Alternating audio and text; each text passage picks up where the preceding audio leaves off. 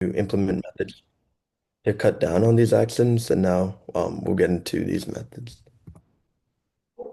Yeah, so first we researched three specific current pieces of legislation in Maryland that I wanted to briefly introduce. First, the Senate Bill 590 makes reckless driving an incarcerable offense, which basically just means that offenders can face jail time.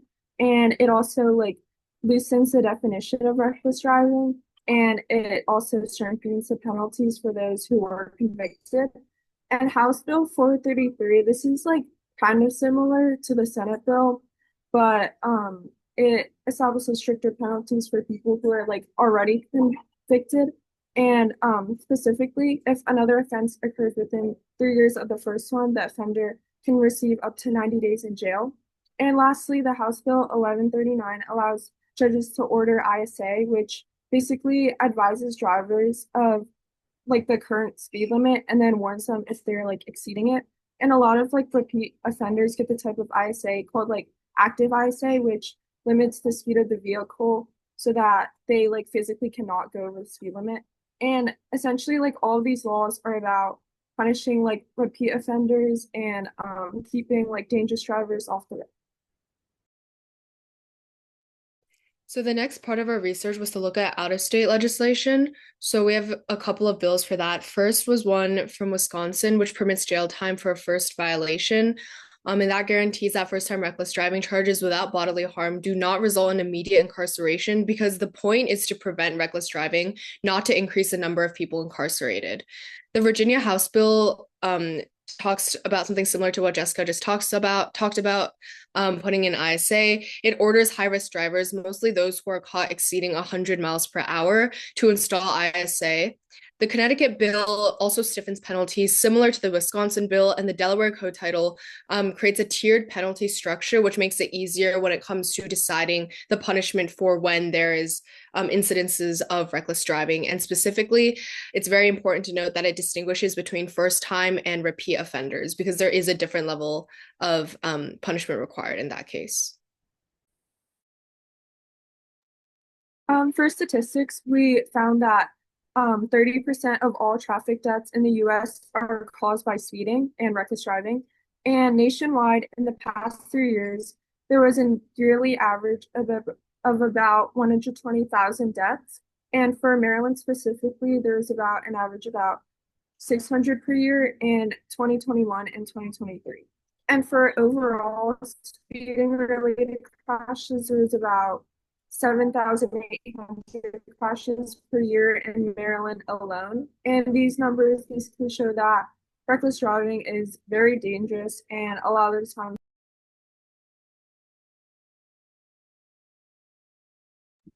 All right, so now for some of the recommendations we had. So in terms of House Bill 433 and Senate Bill 590, which are kind of conjoined, we want to increase the price of fines after each subsequent reckless driving offense, similar to the Wisconsin bill.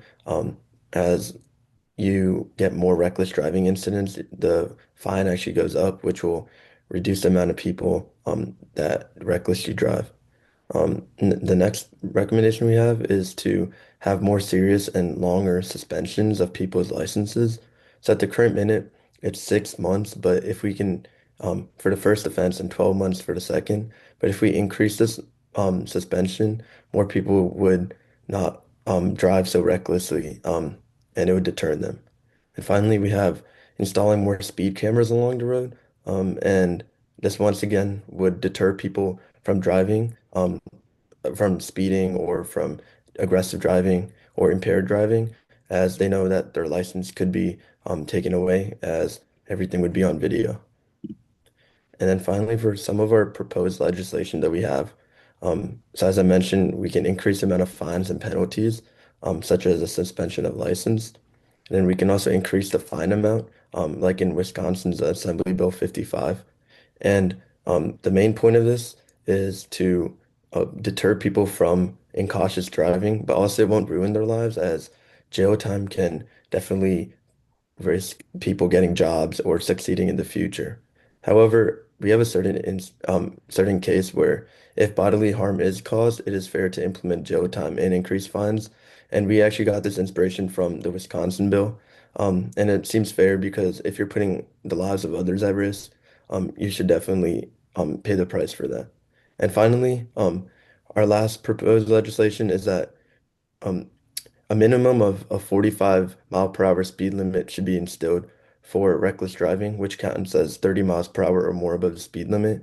And this is because it's kind of hard to not drive over the speed limit, especially at lower speeds. So if we constitute at 45 miles per hour as a minimum, it will make more sense in the long term.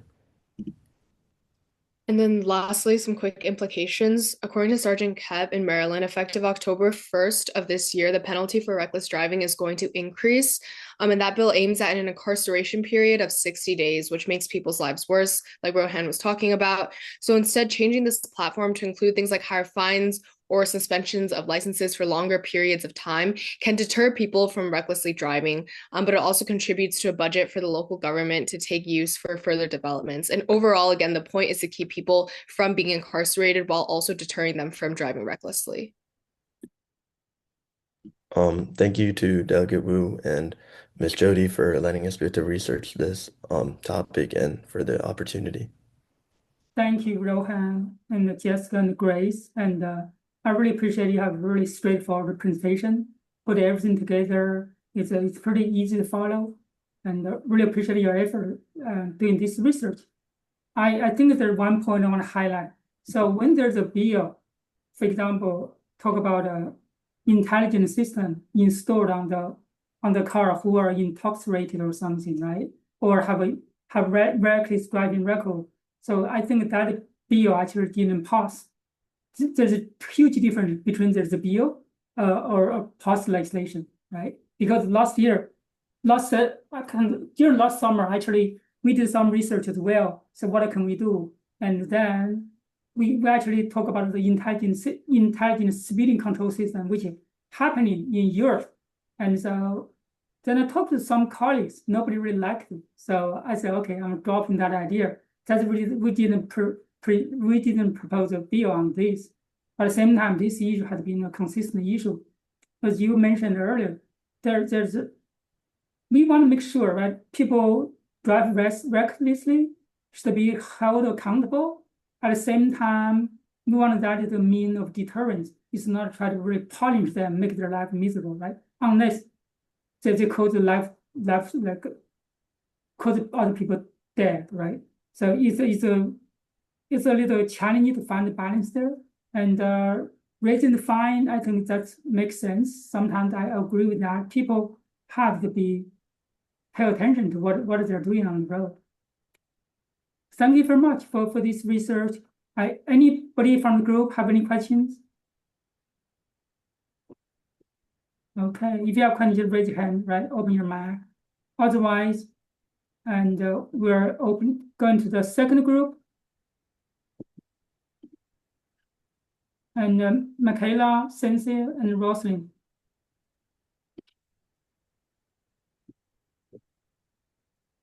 I could Should I just share my screen? Yeah. Or I'll just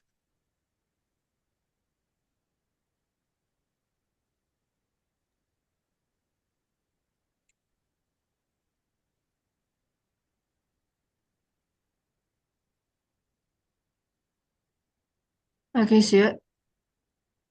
Yes. Yeah.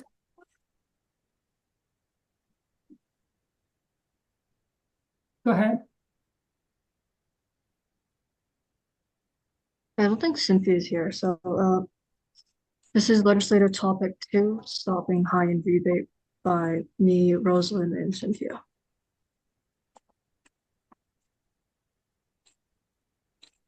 Right. Okay, so the goal of ending high-end rebate is to have more EVs or electric vehicles in use instead of gasoline powered cars. And to accomplish that, electric vehicles have to be more affordable and accessible to a wider demographic.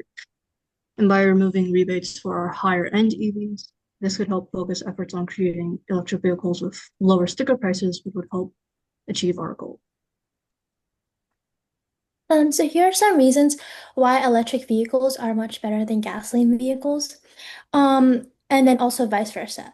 So the long-term cost of electric vehicles will be less than gasoline vehicles due to the fact that one like charging has like charging is less costly than using gasoline, and additionally it has less carbon emissions as it like emits absolutely like zero carbon due to the fact that it's run on electricity. And lastly, it has lower maintenance and is easier to fix electric vehicles and maintain vehicles in comparison to gasoline ones. However, the cons of it are can be one, just the initial cost is a little higher, and you have to like installing charging equipment is recommended in order to cut the costs. And sometimes there are like environmental effects due to the production of electric vehicles, due to the fact that it's like using mining of resources like uranium and lithium to like these heavy metals to create them. However, in the long run, economic effects is better and the environment is better.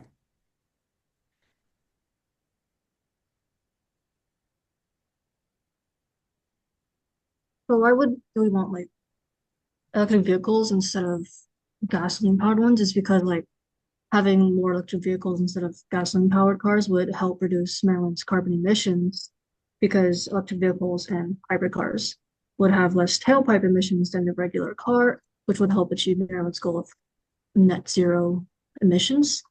And according to the US Department of Energy, electric vehicles are cheaper to refuel, charge, and have better fuel efficiency than internal combustion engines or just gasoline powered cars. So here there's some current programs that Maryland has for electrical vehicles. So the federal income tax credit offers a 7,000 like 500 to be clean vehicle tax credit for purchasing EV or hybrid vehicle. However, the big beautiful bill has canceled this out. However, Maryland has an excise tax credit offering $3,000 for qualifying zero emission cars and fuel cell electric vehicles that don't exceed a sticker price of $50,000. So this is used to encourage to buy more like cost effect efficient electric vehicles. And there are some guidelines to follow, including a cap of the average gross income of the family, which is 15 thousand like 51,500 thousand dollars if they're filing like joint married to have this electric vehicle like tax credit. And additionally, it also promotes programming and like cheaper programming of electric vehicle installment like charging stations into the houses, which would allow people to be more inclined to buy about electric vehicles due to the fact that it's now easier to maintain this vehicle if they have easier access to charging stations right at their own home. So for recommendations, we didn't have that much since the recommendation was already just to like eliminate high-end rebate. So we also thought about making it income-based since households or like people with higher income wouldn't need the rebate as much. So we at first have like the idea to remove rebates on electric vehicles that have a sticker price over about $70,000 since that's like on the more expensive side of price points, or to remove rebates for households with an annual income of more than $132,000, since that's about 20% more than the income required to purchase any electric vehicle alongside other unrelated expenses. They would probably still get tax credits that they're eligible for, just not rebates, which are different things. Because rebates are upfront discounts that give you cash back after purchase, and they're usually quicker than a tax credit. And a tax credit is a reduction in the amount of income tax you would owe, and it takes longer to receive than a rebate usually. Thank Thank you, though, that will yeah. for giving us the opportunity. Thank you, Michaela and Roslyn. I really appreciate you have a clean recommendations. So you're recommending either one or two, right? Is not both, is that right? One or the other should be fine. Having both would be a little more confusing. How did I they feel choose like $70,000 for the price and the other 131,000 for the income?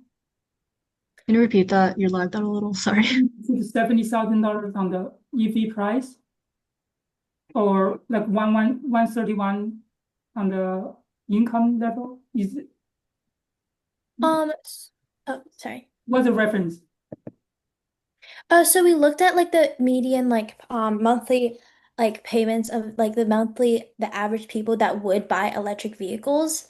And based on we looked at thresholds with like statistics from companies like Tesla who like talked about the median like housing income like buyer is from buyers is 132,000 as a median family income.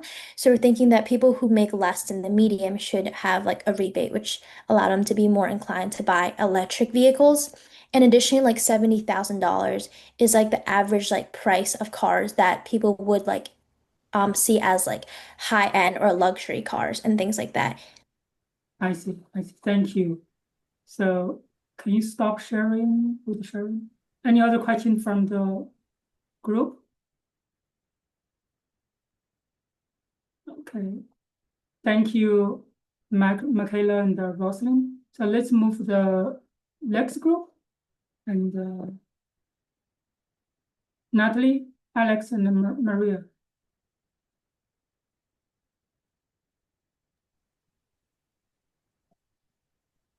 I can share my screen. Go ahead. Yeah. Oh wait, I'm on my iPad, so I don't know if it'll work from here. Can Alex and Ali maybe Okay, share I it? got it. Yeah. Thank you. Mhm.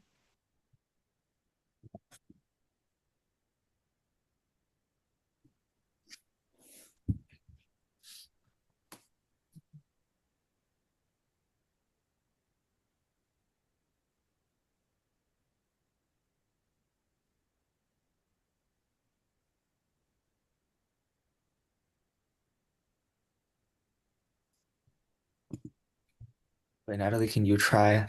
It's not really working on my side either. Okay. Sorry about that.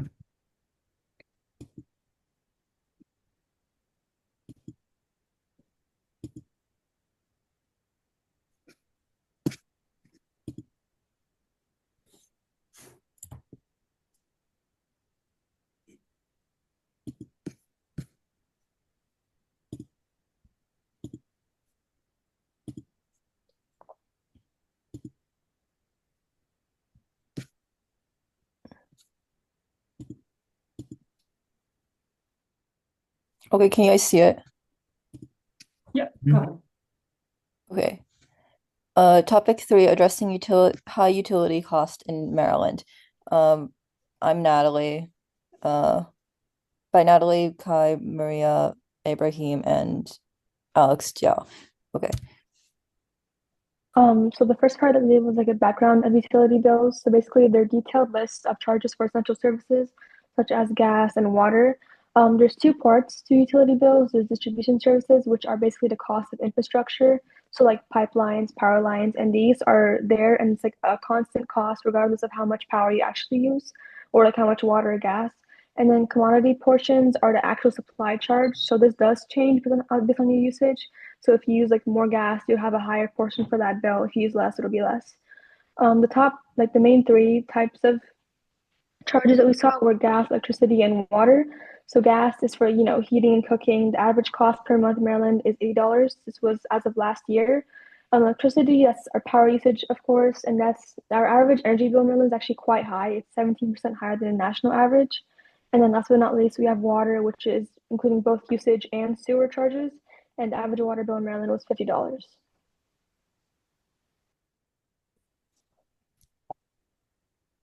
So recently, a lot of Maryland homeowners have been noticing increases in their utility bills. So for example, BGE bills, which is Baltimore Gas and Electric, the default for most homes in Maryland, their bills are up from about 60 cents per therm in 2020 to 90 cents per therm in 2025, which is a huge increase when you compare it to other things like salaries or inflation. And so we took a look at the reasons for this massive increase, and one of them is that the actual price of natural gas, so the commodity price increased due to higher demands. So this is related to data centers, which use a lot of energy. This is related to extreme weather, which causes more energy going to heating and cooling during extreme winters or extreme summers. And then, so this bumped up the actual price of the natural gas.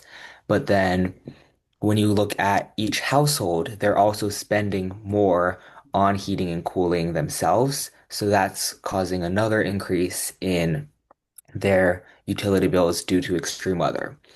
And then another pretty big part of this utility bill increase was the BGE distribution costs. So this is related to their infrastructure, and BGE has recently done renovations on their infrastructure, which was then passed on to the consumer. So the distribution costs increased by 50% for gas and 30% for electricity since 2020. And then the final piece of this is the PJM interconnection. So they're a group that manages the electricity grid for a bunch of different states, including Maryland, Virginia, Delaware, etc. And you can see they paid $14.7 billion this year for their energy auction compared to only 2.2 billion last year, which is a huge increase. And this is also related to increased demand projections and also delays in connecting renewable energy sources to the power grid. So not all of the energy produced by solar panels and wind can actually go to houses because they need to be stored first, but they don't have enough capacity to store all of that energy just yet, which is resulting in um, higher prices for the consumer. So other states in the PJM connection have noticed higher electricity bills, such as Virginia and Pennsylvania, and have developed solutions to solving the higher costs of energy.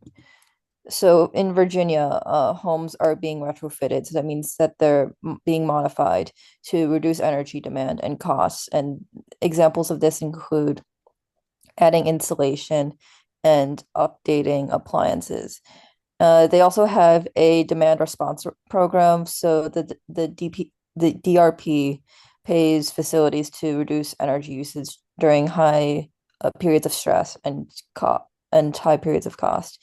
And so so instead of like producing more energy, this program reduces the amount of energy consumed when demand outpaces supply. And in Pennsylvania, the governor, Josh Shapiro, negotiated with BJM to reduce energy costs from $500 per megawatt day to 329 megawatts per day. And so this helped to greatly reduce costs for Pennsylvania and all members of the PJM.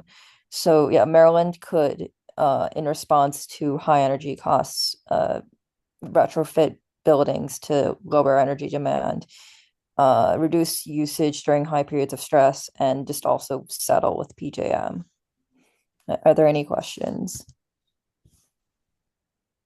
I think Maryland has similar program as the energy, like BG has the energy efficient day. Like if you agree with the reserve energy, you got a lower rate. I think that's something we have something similar. So retrofitting, I think we are doing something like that as well, paying customer to increase their energy efficiency, like appliances and the others. But for the negotiation with the PJM, that's a great idea, right? But I don't know whether we can do that or not. It's actually a great saving for customers. So the other point I want to think about, like utilities is a monopoly. Is that possible, for example, say, or the company, can they really say, can we lawmakers ask them to limit their profit margin? For example, every year you can at most make 10% profit or 6% profit, taking over or expensive. Then any extra profit, you should share with your customer because your customer pay for it, right? That's another way to go. I think that would be creative, and definitely BG will not like it, but I think customer will like it. That's something maybe you can think about it. Any other questions recommendations? I have a question to Natalie. You just said in Pennsylvania that the governor negotiated with PGM to get lower rates. What's the number in Maryland? Do you know? I don't know, but I do know that for Pennsylvanians, the cost, the average utility bill decreased around $116. Uh, So just curious, are we getting the same price or there's a price No, every discrimination? state is different. Every state's price is different. So, Um, we, oh, we probably need to do the negotiation too. yeah, that's what I'm feeling. I need to really check out what Pennsylvania is doing. By the way, actually, during 2025 legislative session, and Maryland generously passed a budget which give a $80 rebate to every family for really enduring this high electricity cost. I think just a little bit of comfort to help the family. And I support that initiative too. So just want to highlight that. Okay. Any other questions? Okay, let's move the auction is not here yet, right? No, he's coming in around an hour, so groups 5 and 16 will be going last. So we'll be skipping them for now. Wonderful. Kim 4, go ahead. We can go, but Emily isn't here. Would you rather us like wait for her if she comes in later? You want to push a little later? Okay, let's go to Team 7. Increase tax credit for biotech stock, I can share my screen. please.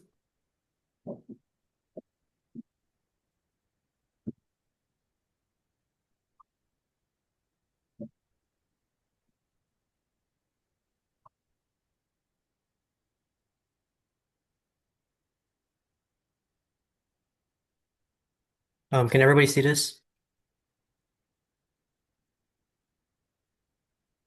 Okay. I don't think Catherine is here today, but we can, yeah.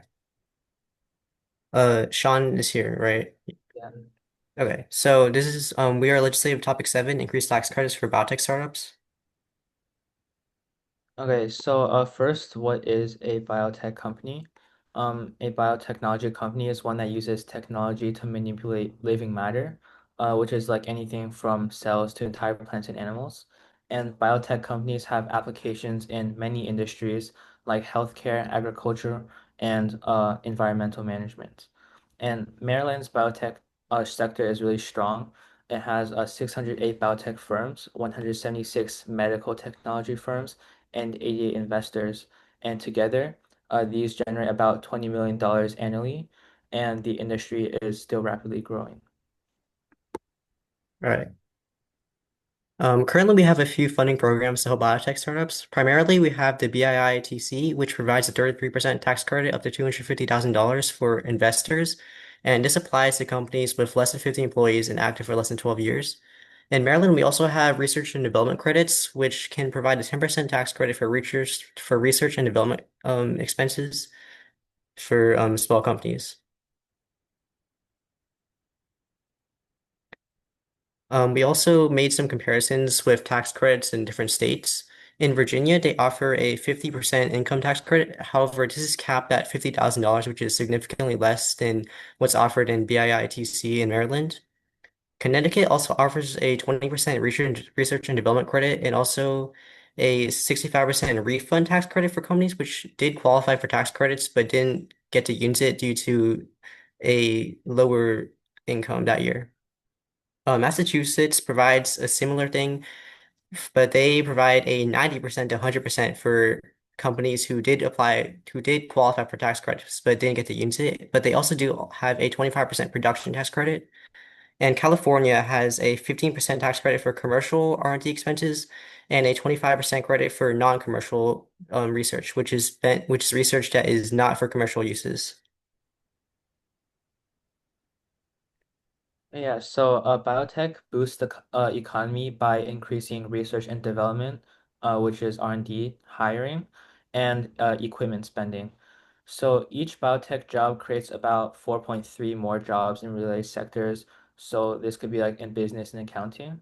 And R&D tax credits attract venture capital, and the Federal PATH Act offers up to $250,000 to offset payroll taxes for small firms.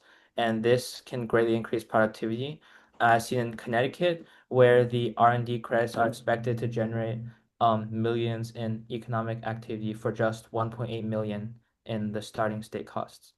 And this will also drive innovation. It'll fund high risk, high reward research. And um, a 10% tax subsidy has the potential to raise research output by around 20%, while collaboration between universities, companies, and researchers leads to new treatments, clinical trials, and experiments. Okay, so we have a suggestion. We think that Maryland should raise their R&D credits because it lags behind, relative to other states. Because Maryland only offers a 10% research and development tax credit, while Connecticut provides 20%, and California can provide 50%. This would keep the incentive to grow tied to the company itself, whereas the biotechnology investment incentive tax credit only applies to investors and not the company itself. Thank you. That is our slideshow. Any questions? Thank you, Jaden and Sean, for your really clear presentation and a very nice suggestion as well. And can you turn up the slide? Yeah. Yeah, I think I always compare like Maryland and Massachusetts and California, right?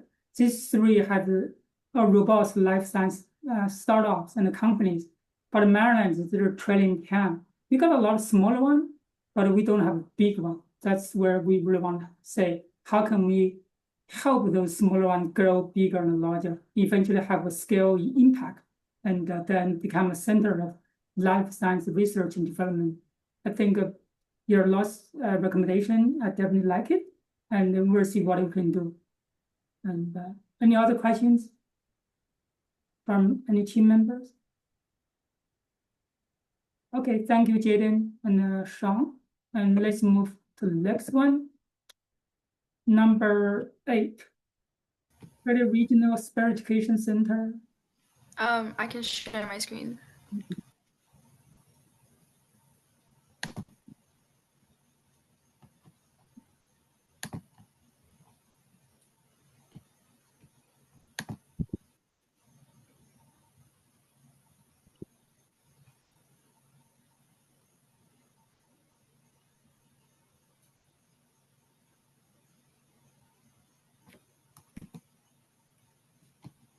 Okay, can everyone see it? Not yet. Maybe my network speed is bad, so okay, go ahead. Okay, so this is creating special education centers with neighboring counties. So first is just the table of contents. Yeah. Okay, yeah. So currently, Maryland and federal law require public schools to give students with disabilities the support that they need. And if a school can't do that, then the county will have to pay for a private special education school. And this is called private placement. And these can cost over $33,000 a year. And they're often far from the student's home, which strains families and also the county's budget. So public schools offer many services, but limited staff and space mean that they can't meet every need all the time. So, for example, in New Jersey, counties run special shared education districts so students can get services locally without costly private placements. Yeah. So our proposition is creating a regional special education center shared by neighboring counties, and this will let them pool teachers, equipment, and space instead of duplicating the same services in each of the counties. So our plan is to start with a pilot program in Montgomery County, Howard County, and Frederick County. And this will mean that students get to stay closer to home and the services will expand, the cost will drop, and the quality will stay under public oversight. And this will all reduce the need for the expensive private placement programs. So the Individuals with Disabilities Education Act and local agencies can collaborate to deliver inter-district programs in order to meet students' IEP requirements. And then regional models already exist in Maryland in the form of shared magnet programs, which demonstrate the feasibility of cross-county coordination in transportation, staffing, and facility use. So for funding, the blueprint for Maryland's future allocates targeted funds for special education enhancements. And then federal, the IDEA Act Part B funds are available to local education agencies. And then regional centers would also reduce long-term operation costs since coordinated student transportation to centralized facilities is more efficient than daily trips to scattered institutions. And then, in addition, studies in Massachusetts found that pooled transportation across districts reduced out of district transportation costs by over 40%. And they also reported having around $312,000 over 3 years by consolidating buses across districts.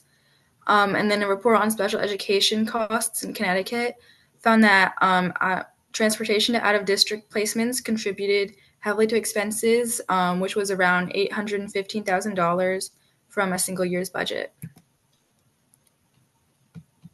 Some challenges for this plan. There may be issues regarding coordination between the counties, such as differences in staffing, transportation, budgets, and their individualized education programs. They could cause inconvenience or delays in the plan. Creation of these facilities may also be over the budget of some smaller and lower budget counties or areas. And lastly, some parents may prefer private schools, and they might not feel comfortable with switching schools mid-year, and they might also not want to change IEPs. And then these are our references. So thank you. Thank you. And Emily, Sean, Peyton. Peyton, do you have a camera? Oh, I'm on my PC, and I don't have a webcam for this yet. Okay. So I just want to say thank you very much. This topic is pretty complicated. You three actually put everything together, have very clean presentation. That's great. I think recently we had a meeting with some stakeholders. They talk about one issue, for example, the IEP standards is different from county to county. I kind of get surprised. So that means when parents and students move to another county, their IEP service maybe call different names, right? That make the parents very concerned. They don't know what they're going to do. I think somehow we need to standardize those service program or program names, and they make it easier for cross-county transfer for students. Then the other several points you highlight, I think is very important. We definitely want to really see to explore new ways to do things really differently, because we know what the current model is not sustainable. And I really appreciate you three and did the research and have a nice presentation as well. Thank you. Any other questions from the team? Okay. Delegate Wu, this isn't a question for the team, but I just wanted to say that Team 6 hasn't presented yet, but one of our team members is not here. So I was wondering if you'd like us to wait and see if she joins and present closer to the end, or... Maybe we can wait a little bit, right? I think for 4, 5, 6, we are waiting, is that right? Yeah, sounds good. Great, thank you. So Team 8. I think Team 8 just presented. I think now we're on Team 9. Sorry.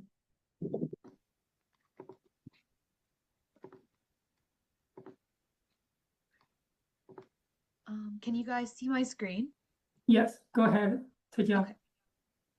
So we are topic 9, school energy usage reports, and the House Bill 66 revisit, and it's by me, Jaden, and Rohan. So, a little bit about the background. Much of the budget of Maryland public schools is spent on electricity that is used in educational facilities.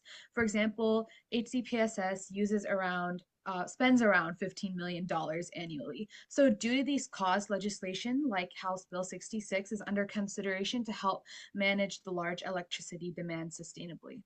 So, HB 66 includes topics related to energy sustainability. It suggests that school districts collect data and create monthly reports of energy usage and send them to the Interagency Commission on School Construction, or the IAC, who would then create environmental regulations regarding sustainability and efficiency.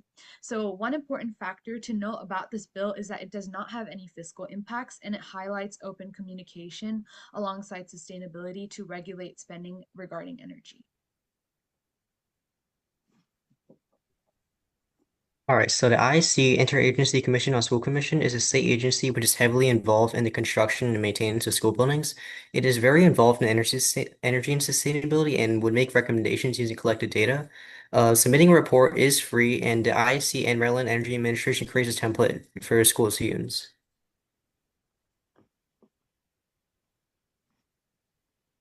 We made some comparisons with other states. Maine has a law which directs the Department of Education Office of Innovation to find opportunities to improve electrical systems. This is very similar to what the IEC would do.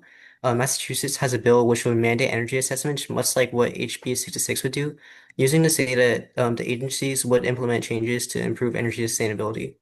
New York also has a law which uses collected data to find solutions to improve energy efficiency in schools with poor energy use.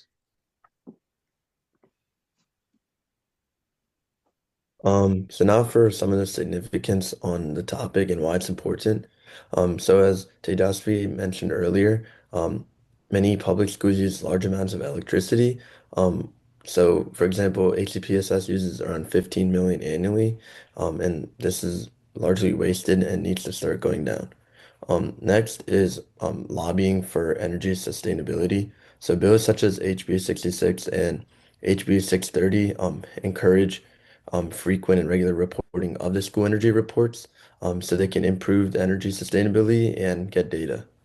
Another significant part of this is the IAC goal achievement. So access to the data would help achieve the IAC's main goal, which is 100% clean energy in schools by the year of 2035, so a decade from now. Furthermore, there's demonstrated success in these reports. So schools such as in Baltimore have been effective in lowering their total energy consumption, and this is through data collection and through specific policies for this. And finally, there's also a national trend into more sustainable energy practices. So states such as Massachusetts, New York, and even Montgomery County, which is local to us, have shown a push towards benchmarking and data collection on these statistics. And finally are some of our recommendations. So first are mandatory energy usage reports. So we require all local education agencies, so LEAs, to submit monthly energy reports on consumption and cost data to the state. The reason we chose monthly is because we felt that bi-weekly would be too often, and then like every 2 months would also not be reflective of like current data and how the school is operating at the moment.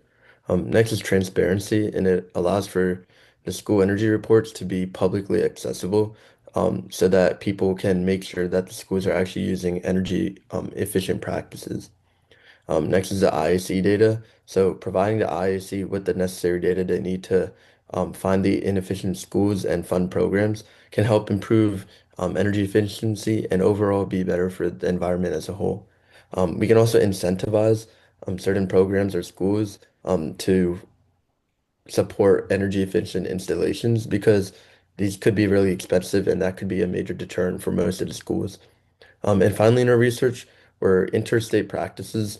So if we integrate some of the strategies that we mentioned before from other states and use them as energy benchmarks, we can also prioritize underserved communities and help Maryland as a whole in terms of energy efficiency in schools.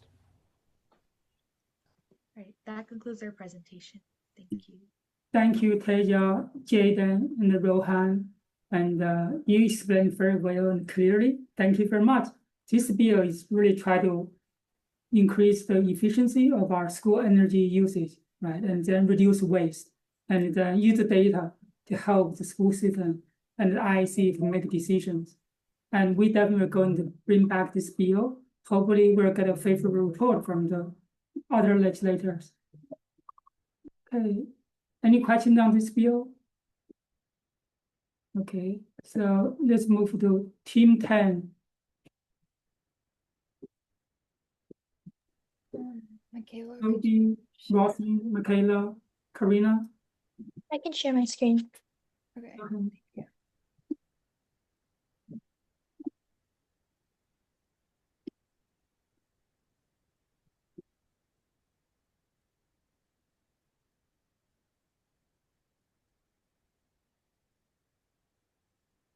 Oh wait, sorry, I need to maybe make it like bigger for a second.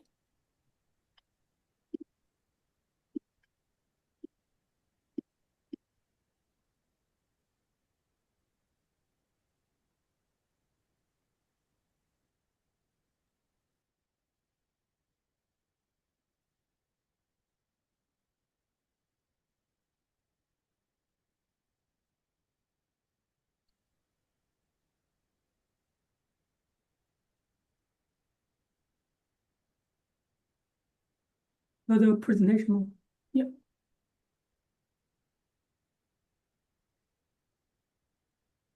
So this is legislative topic 10, which is reviewing US AI legislation based on the NCSL guide to state policy. And the group members are Karina, Michaela, me, and Sophie. So here's an overview and background. So artificial intelligence plays a significant role in our society and daily lives, offering benefits across various fields. But however, as AI technologies rapidly advance, there must be oversights to ensure safe, fair, and responsible use.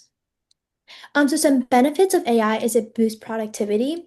It reduces human error as AI intelligence has been able to check one human like human activity and to be a checker for human activity, especially in the workforce. And additionally, artificial intelligence also expands access to information and allows quick and easy access to information. And additionally, it helps support innovation.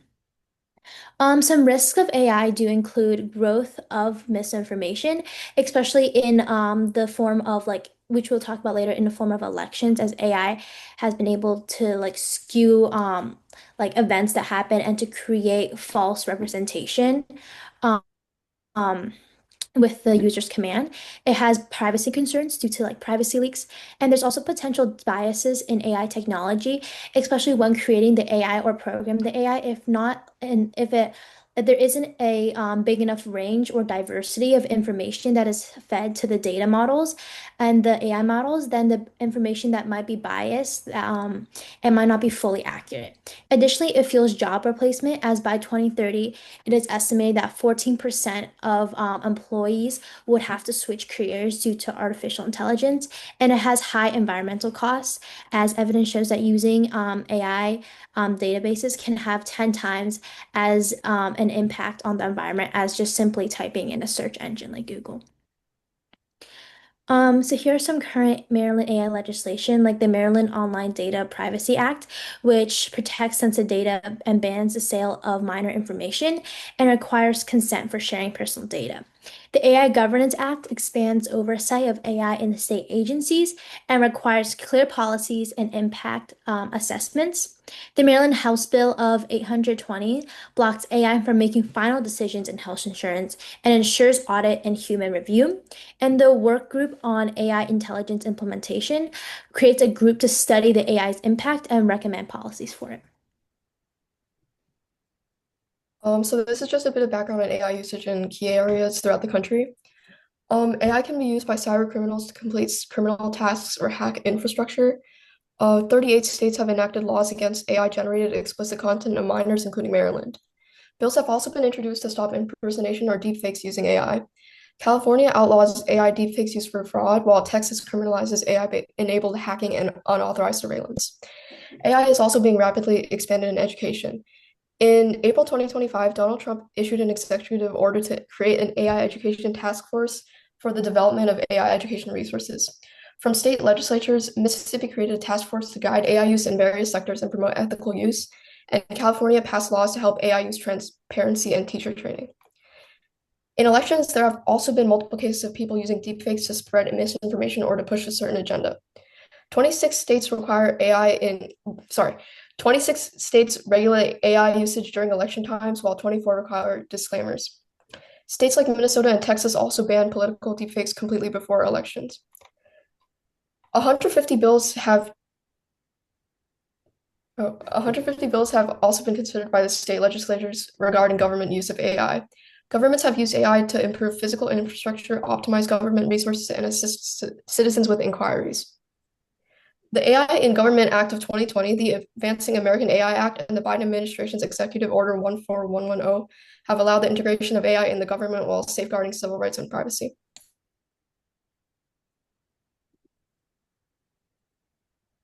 So this is legislation in other key areas. In healthcare, California and Rhode Island require a patient to know and consent to the usage of AI in their treatment, while Colorado requires high-risk AI systems to be monitored as a way of preventing bias against certain groups. In privacy, Illinois has the Biometric Privacy Act, which requires written consent for sharing victims with fines for violations. In California, CCPA lets people have more power over what personal information companies can collect on them with legal penalties in case of misuse. Texas also has something similar where they limit commercial biometric data use and fine for failure to comply. And there are also many new bills that aim to have stricter AI data protections and limit biometric surveillance. The effect of AI on labor and employment are also a big concern for a lot of people with regards to job displacement and hiring for good reason. New York has a robot tax to discourage companies from displacing workers with AI, and several states have started introducing labor laws to protect against AI bias while hiring. And there are also incentives and taxation regarding AI research and development in New Jersey and California. In Massachusetts, taxes ads that are targeted using AI. And to help those that are affected by AI, legislatures in New Jersey have proposed a bill to fund businesses affected by AI.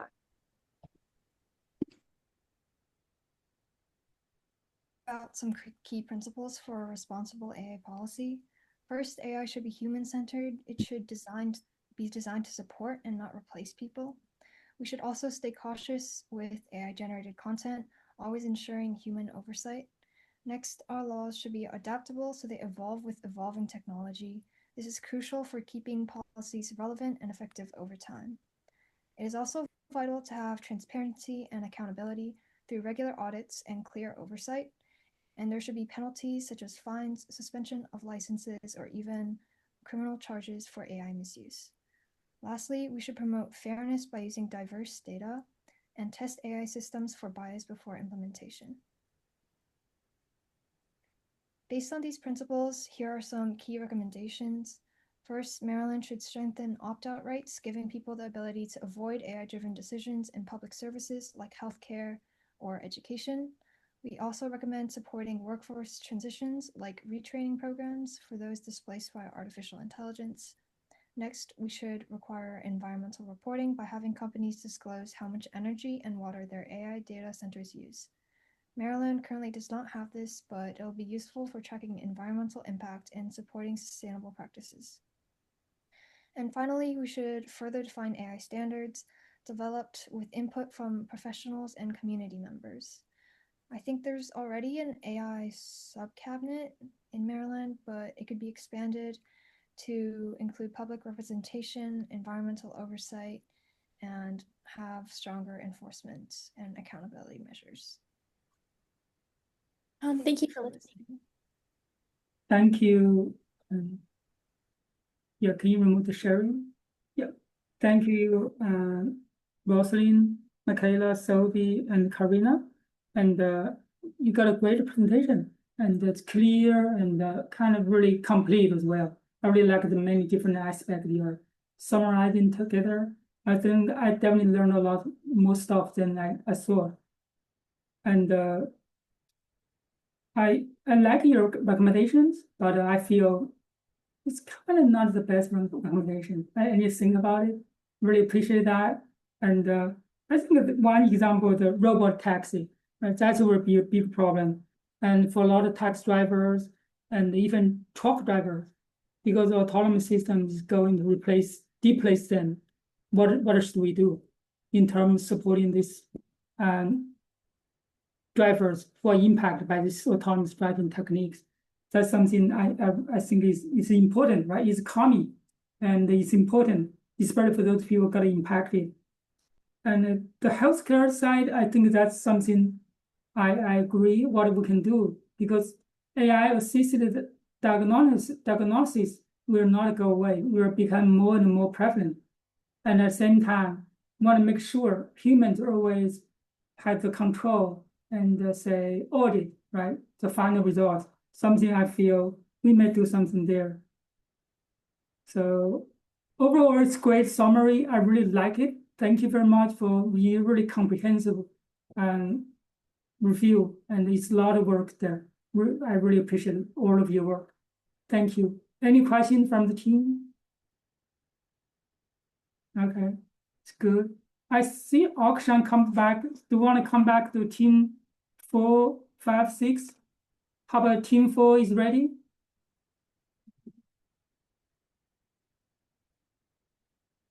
Yeah, I think we're ready. Although although I think I might need to have someone else share this screen because currently I'm in a car with a cell phone. So Natalie or Maria, can you share it?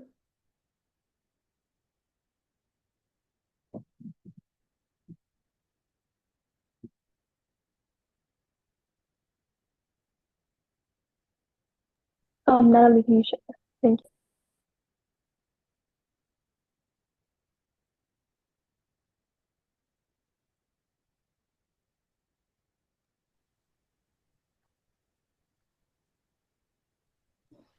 All right, shall we start presenting now?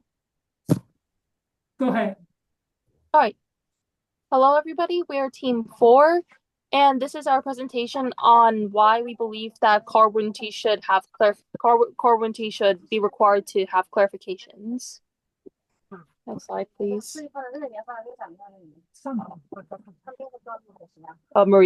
Natalie, next slide, please. Thank you. So, as a little bit of background information on what we think is wrong with car warranties, we think that they're often lengthy and full of technical language that can be hard for buyers to understand.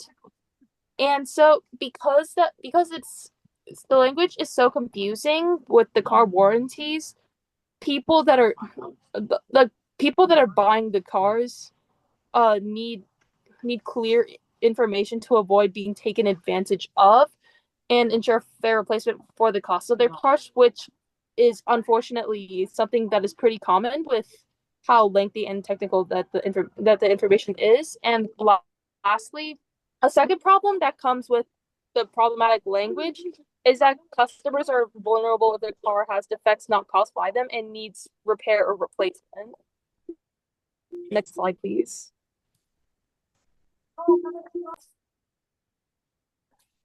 So the first step of us trying to address this problem and to make it so that information is more clear for consumers is to leverage existing regulations and laws. So basically, while we also can enforce new things, there are already things that are in place that can ensure that their warranty terms are clear and that consumers aren't being getting false information. So one example is the Magnuson-Moss Warranty Act. This is a federal law that was passed in 1975. So basically, it requires clear written warranty terms before a sale to prevent deceptive practices. So before a consumer buys a car, they have to know their warranty terms and make sure that they're clear and very understood so that there's no deceptive or any cheating going on. Next, also the buyer's guide. This is mandatory in 48 states, including Maryland, to show if a used car is sold with or without a warranty. And then also Maryland's Lemon Law, which covers vehicles that have less than 18,000 miles on them and are less than 24 months old. And this allows refunds or replacements if repairs fail. So this ensures that buyers are not getting their money, their money is well spent, and that if there was any complications, they could easily get that fixed. There's also prevention and stuff for odometer fraud, so you can't tamper with them. And well, I mean you can, but it's not you can't. There's accurate mileage disclosure is necessary, basically. And then also there's recall disclosure. So if any cars are recalled, even just rental cars, they have to be aware of that.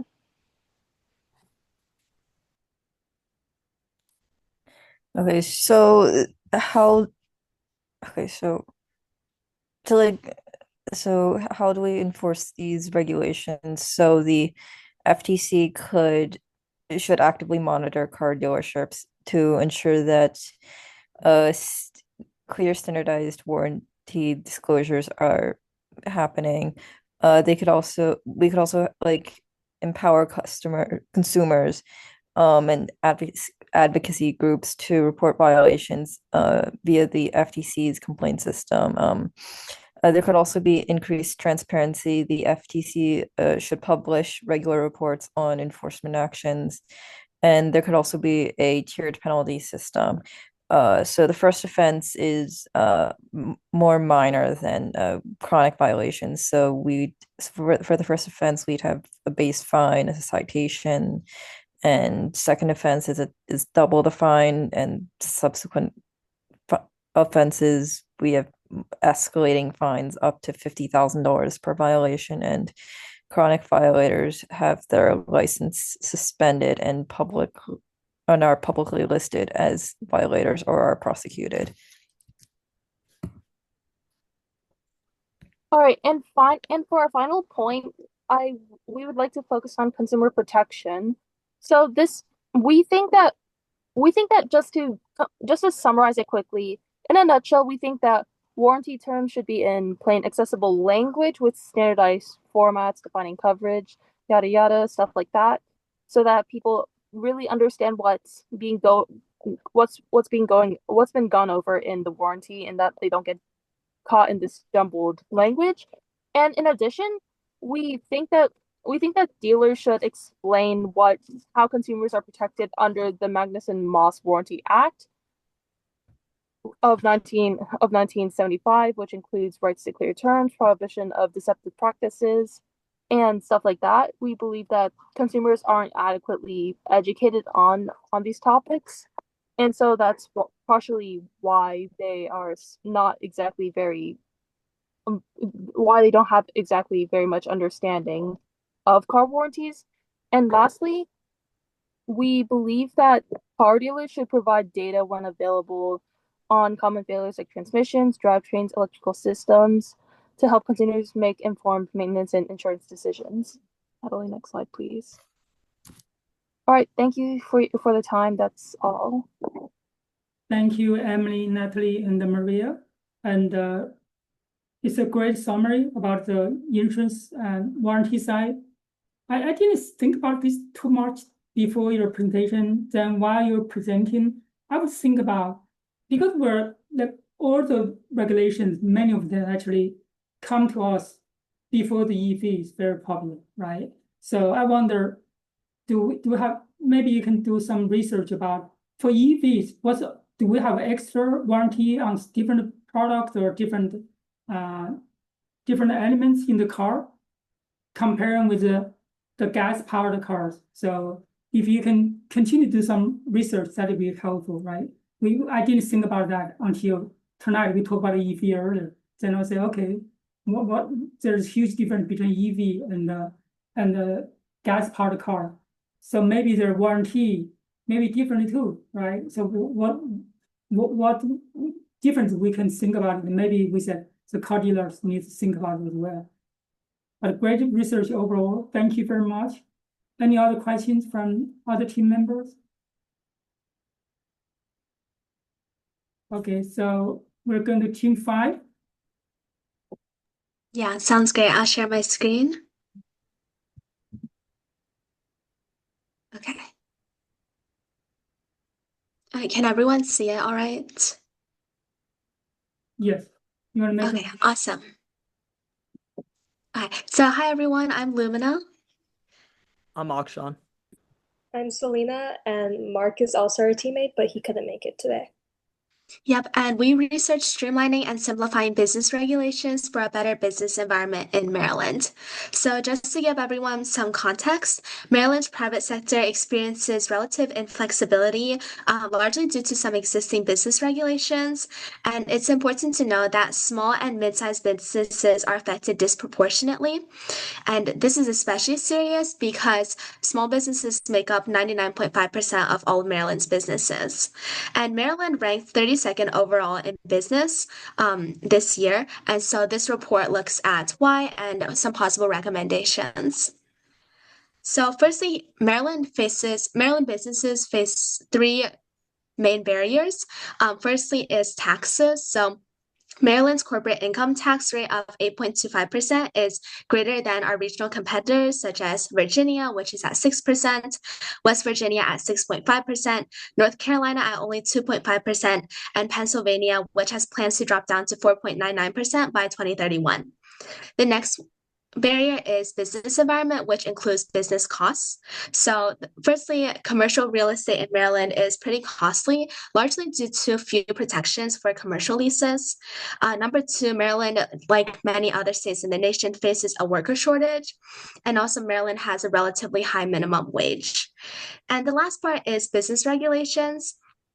So currently, 1 in 5 occupations in Maryland require occupational licensing, and due to this significant licensing, it's raising costs for entrepreneurs.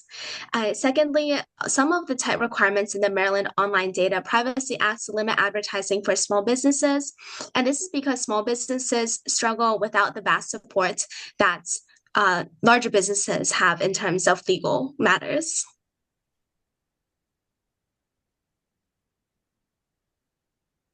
And I'll pass it off to Akshan.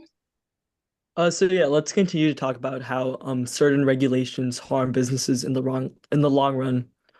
So on the screen we have one certain example of a policy, A311, that harms businesses, not due to things like high taxes, but because of ambiguity. So in one part of the policy, it says it penalizes actual fraud, and in another part it says it penalizes attempts to violate the title. So this makes enforcement risk subjective, which is super bad, especially for small businesses, because it's especially hard for them to ascertain like what these policies actually mean. And the fact that both of these, one subjective, one objective, are in the same policy, also poses harms. And yeah, so like what I was saying, what Lumina said in the introduction, small and mid-sized enterprises are affected the most by these policies. And another case in point, SB 0760, it exempts small employers from certain health benefit plan mandates, and this is to sort of alleviate the pain that small businesses have because they don't have the same resources that larger enterprises do. And then we also researched a lot of business incentives in other states. So referencing the same ranking that Lumina referenced in her introduction, we looked at the states that were rated highly for business environment. So we found Texas, North Carolina, and Florida. So a couple of things other than lower taxes that they did to incentivize business were funds to award cash to certain businesses if they align with certain needs that the government had. There was also job development slash investment grants. Job development in particular could be very useful for Maryland, considering that they are facing a worker shortage. There was also just general like tax credit incentives for small businesses, and Florida, specifically, most of their effort was focused on tax credits. Next, for our possible recommendations. You'll see the things that Akshan just previously talked about in a lot of our proposed recommendations as we're targeting Maryland's complex fragmented regulatory system. So our proposed recommendations include centralizing and permitting licensing, expanding regulatory carve-outs, not launching, but instead expanding the creating the Maryland Business Development Grant, expanding the Small Business Credit Program, and etc.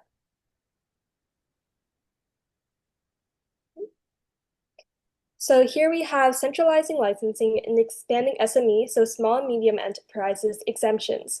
So by centralizing permitting licensing into a unified digital portal modeled after Georgia and Utah's one-stop business portal, we can streamline applications across multiple state agencies, which Maryland has 5 that businesses need to go through. As for SME-specific regulatory carve-outs, we're thinking about using SB 0760's Small Employer Health Benefit Exemption as a model.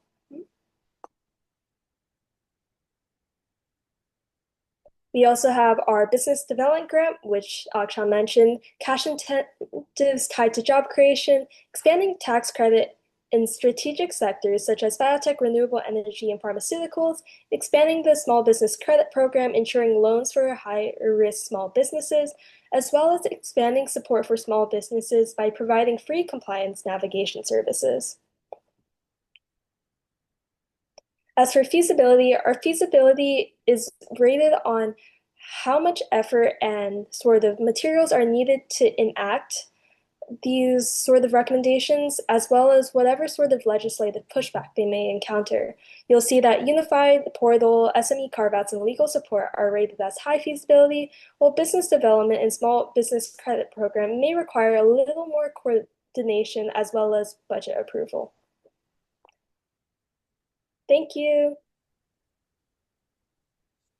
Yeah, can you remove the sharing? Thank you, Akshan, Lumina, Selena. I think Mark's not here. So it's a great summer, and I really enjoyed listening to all of them. I think definitely we should borrow some ideas from your presentation, and it's great summer. Thank you very much. Any other question from the team? Okay, so let's move. Sorry, I think tonight we'll be a little long, right? And let's see whether we can do it by around 10. If not, we'll leave some maybe to the future. And let's move to team 6. Yeah.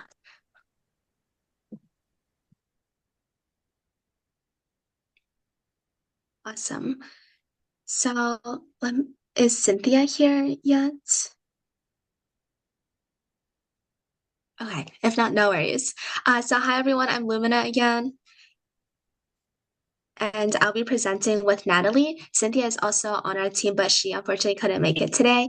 And this summer, we research promoting university startups in Maryland. So essentially, supporting university startups means turning authentic, bold ideas into real-world innovative breakthroughs. So what we want is to support faculty in turning their research into entrepreneurship, because academic excellence doesn't just publish research, it also helps foster a new generation of entrepreneurs. And university startups deserve a bigger spotlight because they bring a high return on investment, they bring industry and government partnerships, and also Maryland has a regional biotech strength, such as DNA Valley, which we should really value more. So currently, faculty who want to turn their research into startups face 4 main barriers. Number one is a lack of time. So in the university systems of Maryland, faculty currently are only allotted 15 to 30% of their time on things like research, entrepreneurship, creative work, etc. And currently, if faculty want to take a leave, the options are not ideal for entrepreneurship. The leave without pay policy provides little to no pay to faculty, and the sabbatical often is not approved for entrepreneurship purposes. Number 2 is a conflict of interest. So universities must ensure that intellectual property developed with state or federal funds are protected, and that graduates who are paid by the university do not work for a company's benefit. So oftentimes it can be pretty difficult to navigate those conflicts of interest. Number 3 is a lack of entrepreneurship training. So because universities often prioritize research and tenure over entrepreneurship, many faculty do not receive the proper entrepreneurship training.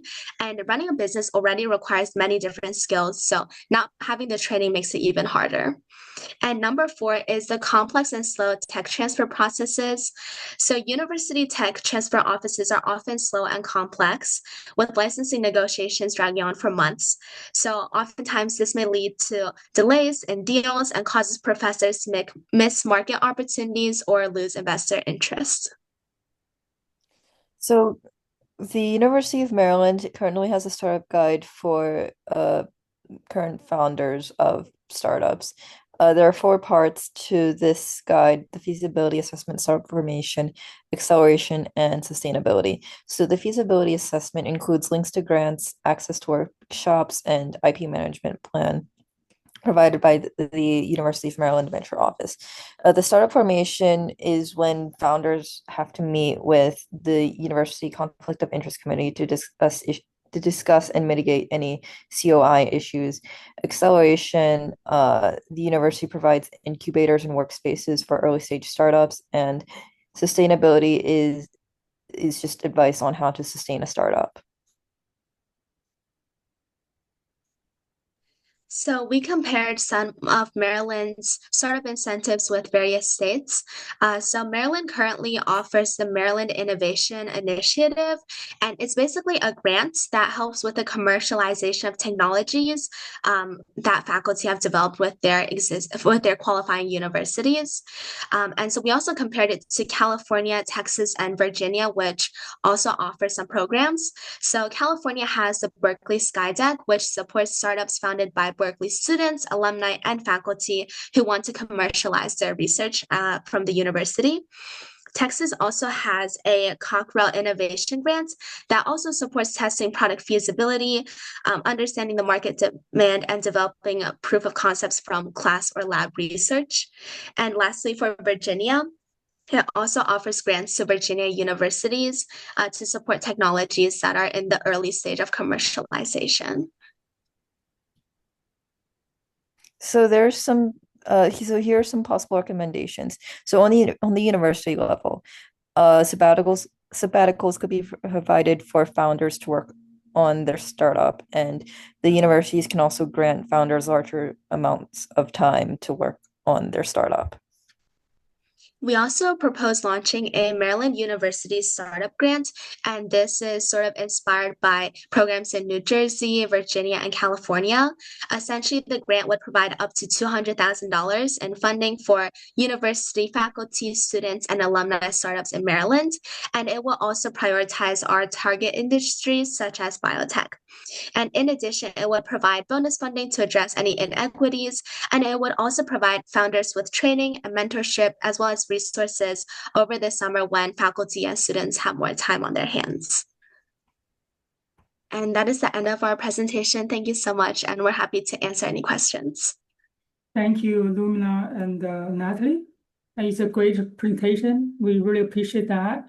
And I think when you come back to see what we are doing in terms of startup or university startup, like biotech, and reduce business burden, have a better business environment for Maryland, we really try to see how we can really increase the productivity and the high tech and all the like booming industry, right? With the biotech, high tech, AI, and try to see we have more business that start from Maryland and develop and then eventually coming big from Maryland.